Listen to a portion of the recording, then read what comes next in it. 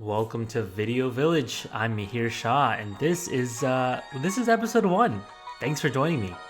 Today we're talking about the Oscars.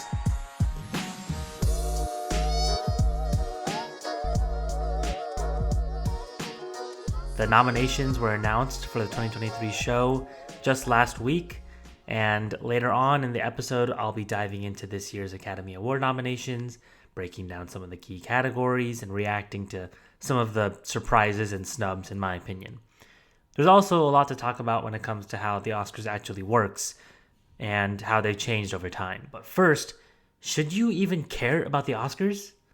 If you aren't following the Oscars race every year, the Oscars can be pretty alienating. I'm pretty sure every person in my life, like friends and family, they've watched like 3 or 4 movies in theaters this year, maybe a couple more that came out this year on streamers.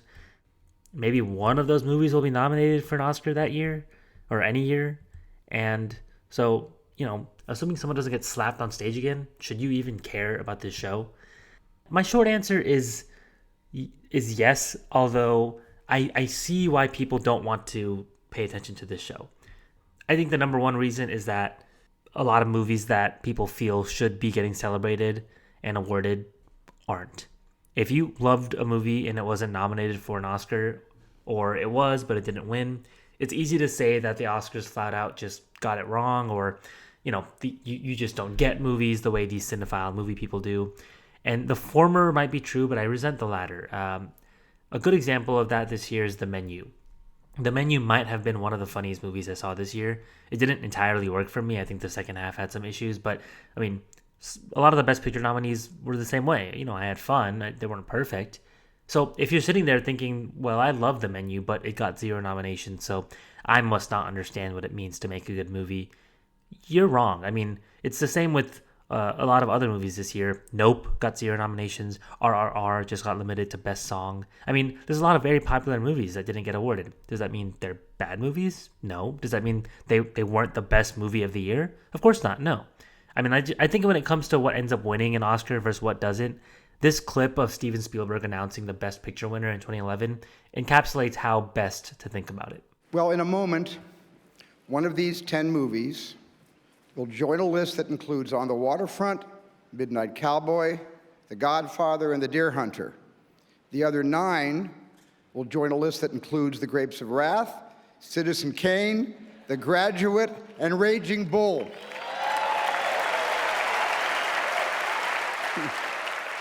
It's a nice sentiment. I think time usually favors the movies that are actually good.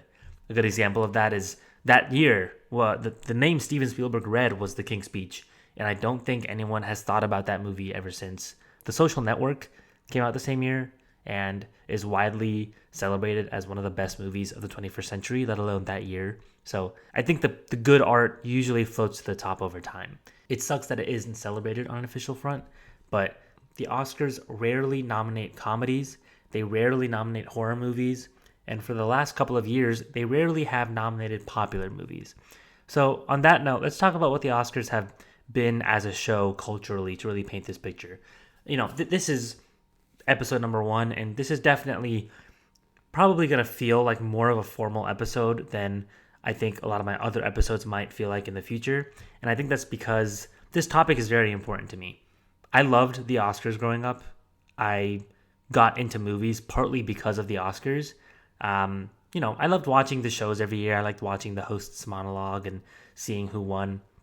But I really fell in love with the Oscars on YouTube. I used to watch past Oscar winner speeches. I used to research the names of winning movies, research the names of nominated movies, who had the funniest or best speech, what were the controversies. I just fell in love with this idea of, one show every year kind of in capturing what the movies were that year. That just felt really special to me. It's easy to use the historical nominations and wins as a watch list or as like a ranking of what movies were actually good that year, and that obviously is dangerous for the reasons I was just talking about earlier.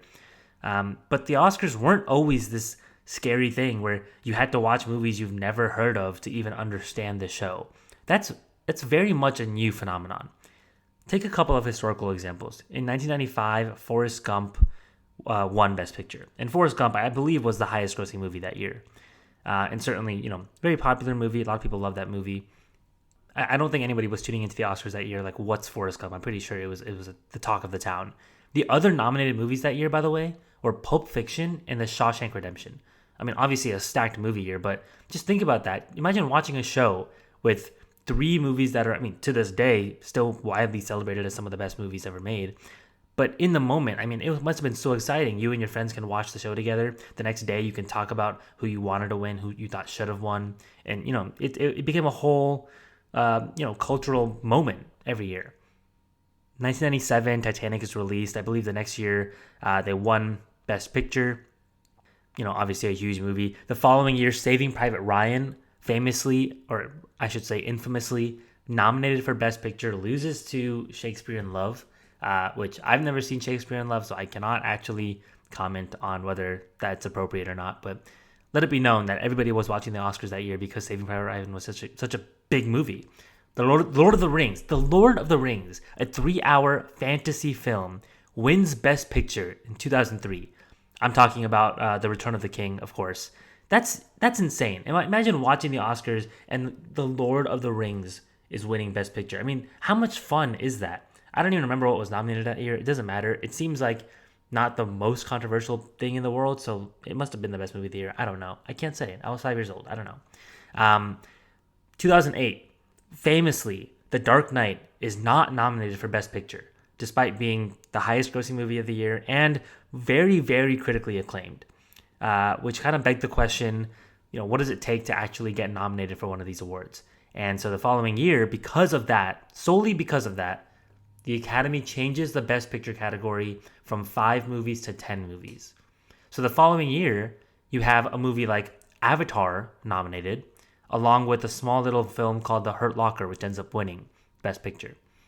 So it's a little bit of a drawn out point, but you can see that throughout the history of the Oscars, it's very clear that it was filled with popular movies. It was filled with movies that you were talking about at school and at work, and that was fairly true throughout the 2010s as well. I mean, you can still point to lots of popular commercial movies that made the cut. It's only in the last 5 years where that's changed a lot. COVID-19 set the movie industry back by, people just weren't watching movies. And if they were streaming them. They weren't going to the movie theater. If you look back on the previous 2 Oscars, there's a good chance you may not have heard of a single movie. And that's expected. Not because those movies necessarily weren't good or didn't have a real community around it. That's not necessarily true. But the overall culture in the last couple of years around movies was entirely around streaming and big budget movies, specifically like Marvel movies. If you look at the movies nominated for Best Picture this year, Top Gun Maverick and Avatar The Way of Water clearly stick out as these huge box office blockbusters. What's clear is 2 things. One, the box office has somewhat found its footing after 2 years of movie theaters being shut down. And 2, the Oscars have definitely tried to include some popular movies. They've been trying to get the ratings up for years, and it's fairly obvious to see that an audience for a show like this gets really small if no one knows what the movies are.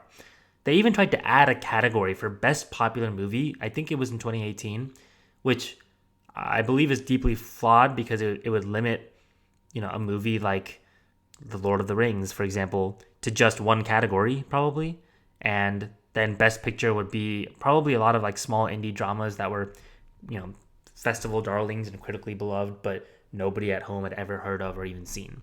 So I'm glad that didn't happen because that would have been a mistake. But, I think that with the return of some big movies to the Oscars and with the return of big movies in general, 2023 is set to be a huge year. Oppenheimer, Barbie, Dune Part 2, Spider-Man, the animated, what's the movie? Spider-Man Across the Spider-Verse, Mission Impossible, Dead Reckoning. There's a ton of huge movies coming out. So it really feels like this moment where I shouldn't say post pandemic, but certainly the post movie hiatus is kind of ending, and that's really exciting.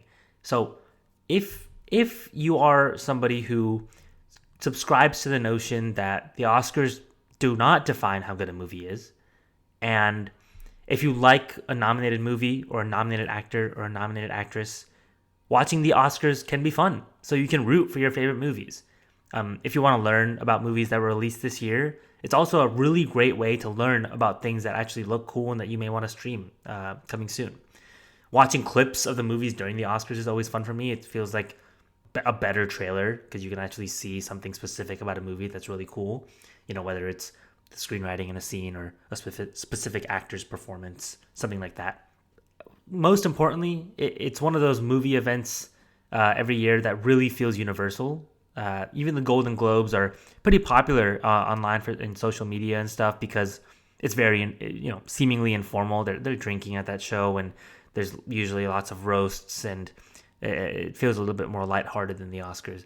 But the Oscars has carried this weight and this impact, for so long, and I think it's really, really fun to participate in that. Not, maybe not if you don't know any of the movies, but certainly as a way to recalibrate yourself into the world of movies if you don't.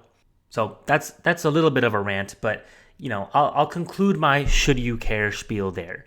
I believe that the Oscars are a very fun way to participate in the world of movies, whether you have seen those movies or not. And I encourage those of you who are intimidated by the Oscars, or those of you who feel imposter syndrome for participating in the Oscars, to not listen to those conversations and those people on the internet who take themselves a little too seriously, and just have fun with it. Maybe something fun will happen. Maybe somebody will get slapped again. I don't know. I hope that doesn't happen. But some fun things can happen. Who knows? Cool. Okay, so that's kind of my spiel on should you care. It'll come and go. I'm very passionate about this. I don't think I realized how passionate I was until I started to prepare for this episode, and then I was like, wow, more people should watch the Oscars. This is great. Let's talk a little bit about how the Oscars works. A lot of people have had questions. Why is it called the Oscars? What is the Academy? How do they pick Best Picture winners? I can tell you right now, it was named the Oscars for a really dumb reason. And that is that nobody knows why it's called the Oscars. 3 people have claimed that they named it. The most notable one in my mind was that Betty Davis claims that she said once that the statue had the same ass that her husband had, or something like that. I don't know if that's true. Maybe she said it just looks like her husband. But I think the more fun story is that she thought that the statue's butt looked like her husband's butt, and her husband's name had Oscar in it. So she claims that she named it the Oscars, which is crazy. I don't know if that's true or not. Nobody does. That's the point. There's also 2 other people who are just like, yeah, no, it was me. I said it was the Oscars. And I'm like, who are you? And they're like, it doesn't matter. I'm the guy. And every article I found has said the same thing. It's like, it's one of these 3 people. And I'm like, who the hell are these people? Besides Betty Davis, it's like, somewhat famous, but it's insane. So if you're wondering why it's called the Oscars, so is everyone else. I don't really get it. It's catchy, I guess. I kind of like the Academy Awards better because that's what you see in movie trailers, like Academy Award winner, blah. So I don't know. I don't get it. Anyway, moving on. What is the Academy? So Academy members are people who have either been nominated for an Oscar or someone who was invited by 2 other members of the Academy. So it is very much like you want to be a part of the Academy, like name 5 brothers. Like that's literally what it is. It's who you know and where your crowd is, and knowing people in general in Hollywood means a lot, but especially in the Academy. There's different branches of the Academy for each category at the Oscars. So and you can only belong to one branch. So there's a director's branch, there's an acting branch, a writing branch, and each branch only votes for their category. So if you're a writer and you're in the Academy, you are voting for Best Screenplay every year. If you're an actor, you're voting for the actors, which I actually find interesting. On one hand, I really like that because it makes it seem like a lot of the below the line categories probably get, I won't say properly adjudicated, but certainly more fairly than if everybody was somehow voting on best makeup and costume. And it just doesn't make any sense. So I like that they're kind of only voting for their craft. It also means that for some of the above the line categories like acting and directing and best picture, a lot of this game is campaigning. And that's really what I want to talk about most, is the process of getting an Oscar. Because the process really starts like 9 months before the Oscars. Think about it. The Oscars this year are taking place on March 12th. Everything Everywhere All at Once, which leads the pack right now with 11 nominations, came out in March of 2022. That was 1 year ago. That's insane. Let's talk about that a little bit. A good example to like dig into is Women Talking. Women Talking is nominated for Best Picture. It's in theaters right now as I'm recording this episode. Most people haven't seen it, I don't think. And if you look at the Oscars nominations list, you might be like, why is there a movie about women talking? And it came out in September. Not to us, but it was shown at the Telluride Film Festival. And so if you're sitting there like, I don't know what half these movies are, it's probably because they weren't really shown to you. They weren't marketed to you. They were marketed for these festivals, for critics, ultimately for awards. And because of the nature of this, getting an Oscar nomination really comes down to campaigning. So big studios can pour oodles and oodles of money into sending their cast and crews to festivals, doing big interviews with big publications throughout the year, having a strong social media presence. I mean, there are some that you don't even think about. I mean, okay, this is going to be a little controversial, but Avatar: The Way of Water was not immediately embraced or beloved like its predecessor was. It was nominated for 4 Oscars this year, which, considering how long it took to make this movie and how much hype there has been around this movie, is not that impressive. I mean, it's nominated for Best Picture, which may seem like a no-brainer, especially if you're a fan of the movie, which, to each their own. I get it if you like it. But, if you're talking money, then Spider-Man No Way Home last year, which I thought was way more fun of a movie, did not get any Oscars love, maybe just visual effects, I don't know. Avengers Endgame, these are Marvel movies, sure, but they made more money and they were seen by more people. So I don't really understand why Avatar: The Way of Water has to be nominated for Best Picture until you realize that the director, James Cameron, is one of the great movie directors of our time. He's certainly one of the most lucrative, and he's proven time and time and again that he can take money and take an investment and double it and triple it and quadruple it for his investors. And ultimately, that's what producers care about. Like, is he a good producer? Like, it sounds like it. Titanic famously won the Oscar after there was so much talk about the movie, and because the production was so troubled, and no one thought the movie was going to be good. It ended up being great. Wins the Oscar, and since then, James Cameron has got to do a lot of different things that most people on Earth would not be allowed to do. I mean, think about it. It took him 15 years to make this movie or something, 10 years. Like, no one else has the patience to do that. Sure, like Boyhood took place over like 20 years, but that movie cost like pennies to make compared to Avatar. So the fact that it's nominated for Best Picture really, in my opinion, is just because of James Cameron's clout that he's built throughout the years. He just had to show up to an event and they were like, yes, that is the Best Picture winner. Smaller studios had to run more thought out campaigns. I mean, A24 is a studio that's really good at this. A24 is a studio behind a lot of great movies. They famously won for Moonlight in 2016, and they've made some of my favorite movies of the last 5 to 10 years. This year they are behind Everything Everywhere All at Once, and that movie came out a year ago, and it's no coincidence that we're still talking about it, and it's still at the cultural center of the movies that came out in 2022. That's a choice that they're making. That's a very well-crafted, polished campaign that they're running, and they're presenting this thesis of a movie with a relevant, timely, important story, sure, but more so actors that deserve recognition, with Michelle Yeoh and Kiwi Kwan. So I think that's something to understand, is that if your favorite movie was not nominated for an Oscar this year, it's possible that the team behind the movie just wasn't running that movie. If a studio came out with 2 different movies, they might put all their eggs in one basket and run with the movie they think is going to win, even if it necessarily wasn't the best movie. So those are my 2 cents on that. One last note about how Best Picture works. There's 10 movies nominated for Best Picture. Like I mentioned before, it used to be 5 and now it's 10. And what that means is that you're not just writing the name of the movie that you want to win, like you do for all the other categories. For Best Picture, on your ballot, you can rank each movie from 1 to 10. And when they tally up the votes, they're seeing who has, I guess in that example, the lowest score, like golf. And that's who wins Best Picture. It's not who got the most votes at number one. It's who has, the highest or lowest score or whatever. So if 50% of Academy voters loved Everything Everywhere All at Once, I know I certainly did, and have it at number one, but then 50% of the voters are like, well, I liked it. It wasn't my favorite. They have it at 4 or 5 or 6.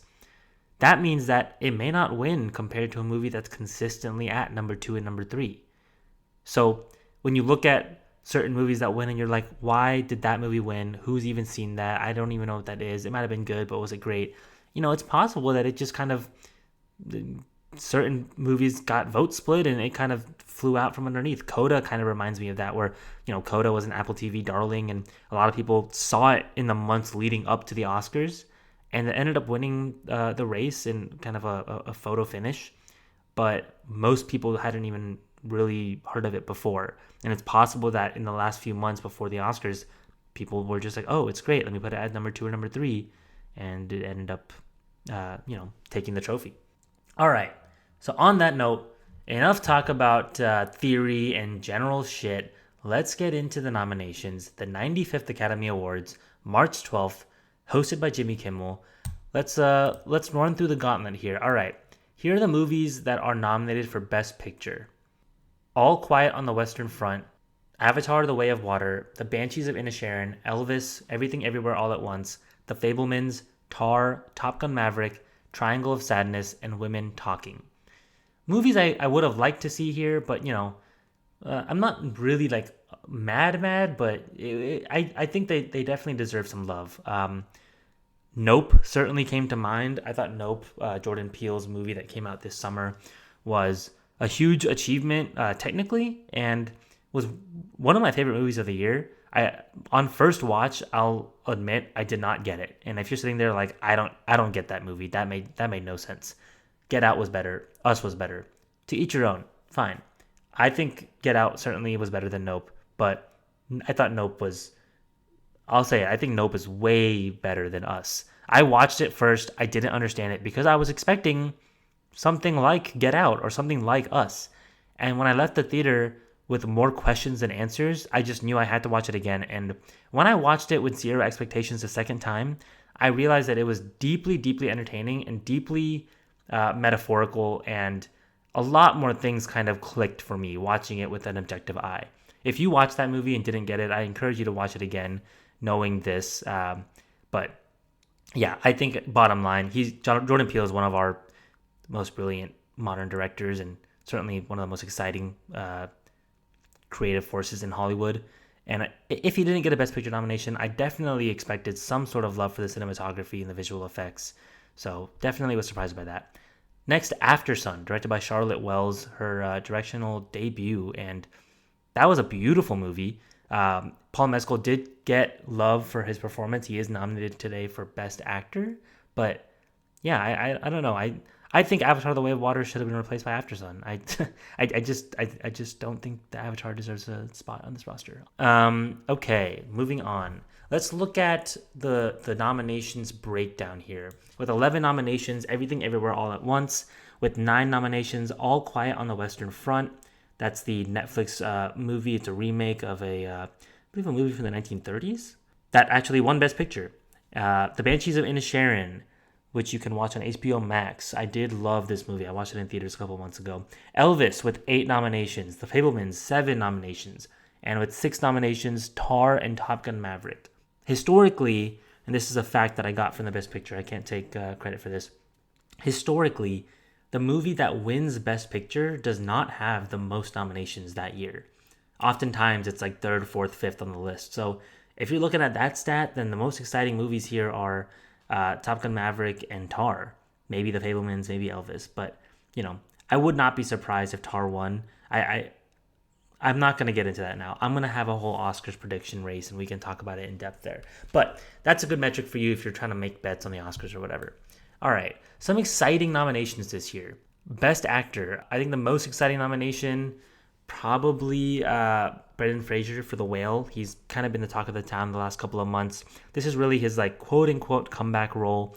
He, of course, is most known for George of the Jungle and the Mummy franchise. Was certainly beloved by a lot of millennials back in the day. And Hollywood loves a comeback story. He's been kind of out of the game, and I won't really get into why, just because I don't really feel like I know all the details about what happened, and I want to make sure I get the story right when I talk about it. But he's been out of the game for a little bit, and so it is really nice to see him getting the love that he deserves. I haven't seen The Whale yet. I've heard that the reviews have been fairly mixed, but everyone does agree that his performance was fantastic. So I definitely want to check that out. I loved most of the performances that are nominated for Academy Awards this year. Best Actress, I think it's between Michelle Yeoh for Everything Everywhere All at Once and Cate Blanchett for Tar. She was insanely good in Tar. Like, I love Michelle Yeoh. I actually think I want Michelle Yeoh to win it over Cate Blanchett, but I can't argue. Like, I think if Cate Blanchett wins, I can't say anything because that performance was, she fully became a different person in that movie. If you have been keeping up with the Oscars at all, you've probably heard about Andrea Riseborough. Andrea Riseborough was nominated for To Leslie in Best Actress. To Leslie is a movie that made $1 billion at the box office. I'm kidding. To Leslie is a movie nobody has heard of. That's why it's such a big deal. Andrea Riseborough in To Leslie, nobody knew what this movie was. She got a bunch of her rich friends to campaign for her in the last 2 weeks before the nominations, tweeting out and hosting screeners for this movie that no one's heard of. And lo and behold, she got the nomination over Viola Davis for The Woman King, over Danielle Deadwyler for Till, which were, two performances that I think were sort of agreed upon as being up there, and most likely one of them would be nominated for Best Actress. So the fact that she was nominated was a huge surprise. I can't speak to the performance because I haven't seen the movie. I'm sure she's great. But certainly a weird way to get nominated. I don't believe it's unethical. I think the Academy did an investigation. Who knows how thorough that investigation was, but they did deem it ethical in this vein. And I tend to agree. This whole game of winning an Oscar is just talking to people and campaigning and getting the word out about your movie and your performance and your craft. So the fact that she did that through blatant, being famous power, sure, maybe be a little more subtle about it, but that's kind of what this whole thing is. It's just sometimes it's more discreet that the studio is actually putting in more work than the actor. So that's all I'll say about that. I do need to check out that movie. I will pause and say this is the first year that I am going to have seen all of the movies by the time the Oscars air, which I'm very excited about. And I hope to have an Oscar predictions episode out, but right before the show actually airs. So look forward to that if you're still interested in some Oscars content. Some more exciting things. Angela Bassett nominated for Black Panther: Wakanda Forever. This is the first MCU, Marvel Cinematic Universe, performance nominated for an Oscar. This kind of maybe opens the doors for more performances in the MCU to be nominated. I hope that they're actually worthy of the award. I believe Angela Bassett is. She's great in this movie. I think she's certainly also running with the campaign of quote unquote it's time. She's beloved by the industry, beloved by audiences. It's definitely an award that she'll probably end up winning.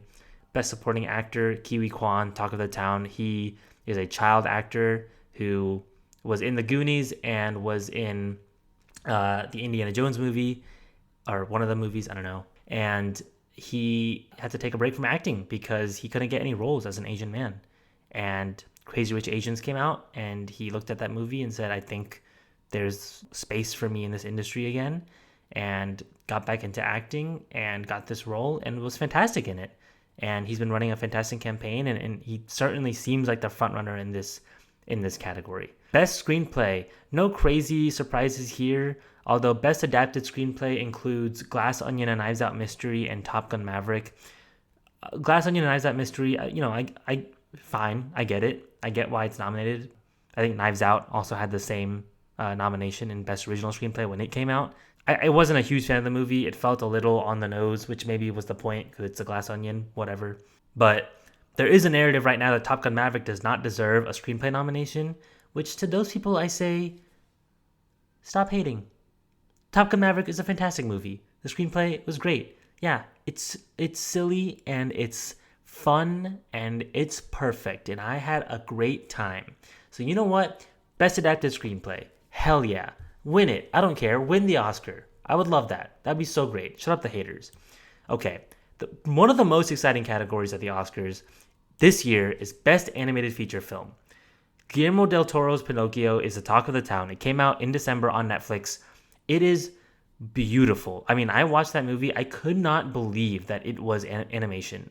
It's a claymation movie, and there are some moments in that movie that are just like truly, truly unbelievable. Certainly the greatest achievement in animation this year. That being said, I don't think enough people are talking about Turning Red. Turning Red came out in February or March of 2022. It's a Pixar original movie. It came out on Disney Plus without a theatrical release, which is a mind-boggling decision. I mean, maybe COVID was still strong enough to where it didn't warrant a theatrical release. I don't know.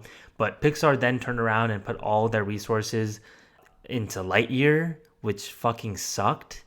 And so, yeah, I just wish that more people were talking about Turning Red, because I just thought that was a beautiful movie with a great story and a great heart, and just had a lot of nuance to it. Like, I think you can kind of guess what the movie's going to be, but I don't think that you could really predict the care that to which they handle a lot of the generational trauma that's presented in that movie, which, you know, was very relatable as an Asian American. So definitely check that out. And of course, Puss in Boots: The Last Wish. I had a ton of fun watching that movie. It looks beautiful. It was a lot of fun. I'm glad they got the nomination. Marcel the Shell with Shoes On. I've heard it's fantastic. I have not seen the movie. I've heard it's maybe even like a tearjerker. I don't know. I've heard it's quite beautiful. And The Sea Beast, a movie that I was not aware of before the nominations, but I'm glad it was nominated because it looks great. I watched the trailer. It's a Netflix movie. I encourage everyone to check out, all 5 of these movies. It looks like a really, really stacked category, and the one that we might look back on it and say, wow, we had it really good that year. Best Original Song, Natu Natu from RRR. If you're wondering why Natu Natu was not nominated for Best International Feature Film, makes sense. I was also wondering the same thing. Natu Natu, it's a good song, but I just think that like white people loved RRR and are like, yes, we don't know what he's saying. Let's fucking get it. Which, like, I don't know. I don't know how I feel about that. It's like a fine song. I think they're maybe celebrating the dance sequence behind that song, which is a fantastic dance sequence, and I get. But yeah, like I want it to win. I just like, it feels a little like weird that it's like loved the way it is. I don't know how I feel about it yet. That's all I'll say. But back to RRR as a movie, the reason it's not nominated for Best International Feature Film is because India did not submit it as their submission this year. Every country needs to submit a movie every year to be considered as an Oscar contender. And I don't really understand India's strategy. India's, they haven't had a nomination since Lagan in 2001.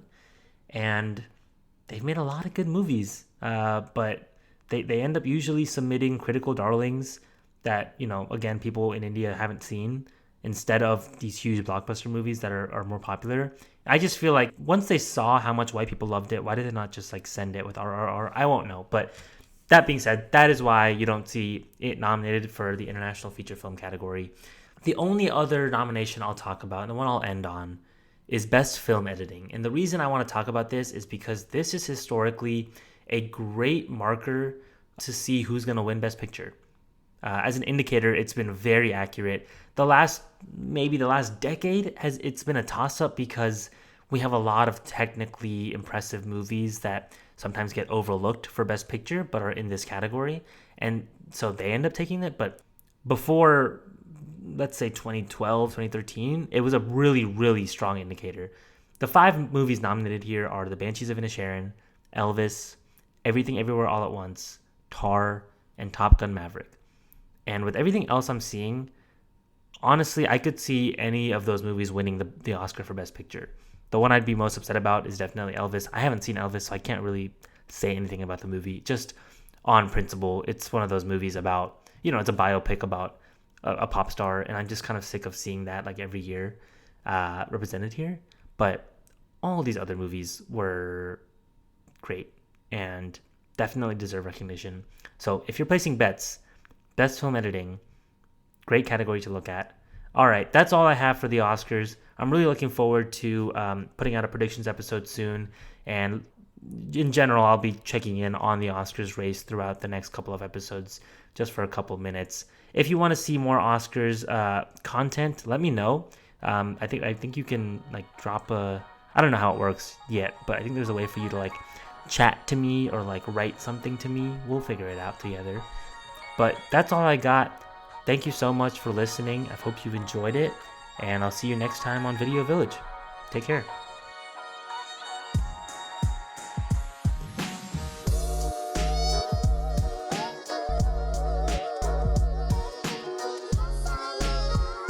Special thanks to my lovely girlfriend, Krupa Patel, for the artwork, and my good friend, Kevin Cow, for the music that you're listening to right now.